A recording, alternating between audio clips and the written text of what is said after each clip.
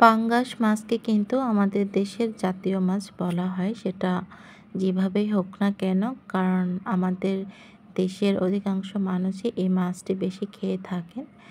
যাই হোক, এই মাছটি কিন্তু খারাপ না, অনেকেই হয়তো পছন্দ করেন না। আসসালামু আলাইকুম, সবাইকে ওয়েলকাম করছি শারমিনের আঙিনায়। আজকে সবার সাথে শেয়ার করব পাঙ্গাস মাছের দারুণ একটি রেসিপি। তো এখানে আমি নিয়েছি 5 টুকরো পাঙ্গাস মাছ, খুব ভালো করে পরিষ্কার করে ধুয়ে নিয়েছি। তারপরে দিয়ে দিলাম পরিমাণ মতো লবণ, হলুদের গুঁড়া, মরিচের গুঁড়া। আমি সবসময় মাছ ভাজায় মরিচের গুঁড়া দিই, আমার ভালো লাগে। তারপরে দিয়ে দিচ্ছি 1 টুকরো লেবুর রস। লেবুর রসটা দিলে পাঙ্গাস মাছের যে একটা গন্ধ সেটা কিন্তু আর থাকে না এবং খেতে কিন্তু খুব ভালো লাগে।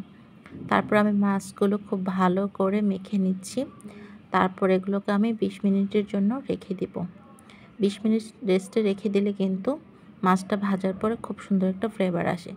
তারপর আমার স্পেশাল মশলাটা বানিয়ে নিচ্ছি। এখানে আমি 1 চামচ জিরা ভেজে নিয়েছি।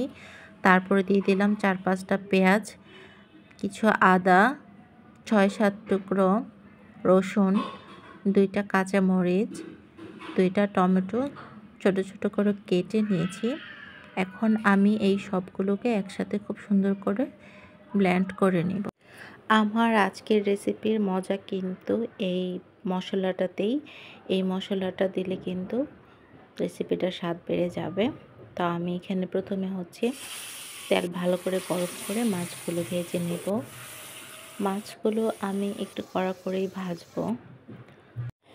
আমরা মজা করে পাঙ্গাস মাছকে জাতীয় মাছ বললেও পাঙ্গাস মাছটা কিন্তু আসলে খেতে খারাপ না, আমার কাছে ভালোই লাগে আর বাচ্চারা তো খুব পছন্দ করে।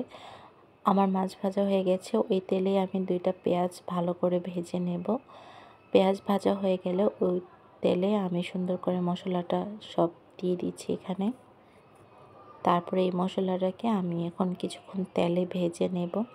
তারপর আমি এতে অ্যাড করব পরিমাণ মতো লবণ, হলুদের গুঁড়া 1 চামচ, মরিচের গুঁড়া, যেহেতু কাঁচামরিচ দিয়েছি মশলাতে, মরিচের গুঁড়াটা একটু কম দেব। তারপর এটাকে আমি এখন খুব সুন্দর করে একটু কষিয়ে নেব। তারপরে আরেকটা টমেটো আমি এখানে চিড়ে দিয়ে দিচ্ছি। তারপর এখানে পানি অ্যাড করে দেব। পানিটা দেওয়ার পর কিছুক্ষণ জাল করে আমি কিছু কাঁচামরিচ দিব। তারপর এখানে আমি মাছগুলো এক এক করে সুন্দর করে দিয়ে দিচ্ছি। তারপরে দিয়ে দিচ্ছি কিছু ধনিয়া পাতা। আমার রান্না কিন্তু প্রায় হয়ে গিয়েছে। এই রান্নাটি কিন্তু অসাধারণ লাগে খেতে। যারা পাঙ্গাস মাছ খায় না তাদেরকে যদি এভাবে আপনি একবার খাওয়ান, তারা কিন্তু আবার খেতে চাইবে এই রান্নাটি। মাশাআল্লাহ, রান্না দেখতে কত সুন্দর হয়েছে। দেখতে যেমন সুন্দর হয়েছিল, রান্নাটা খেতেও কিন্তু দারুণ হয়েছিল। সবাইকে ধন্যবাদ। আল্লাহ হাফেজ।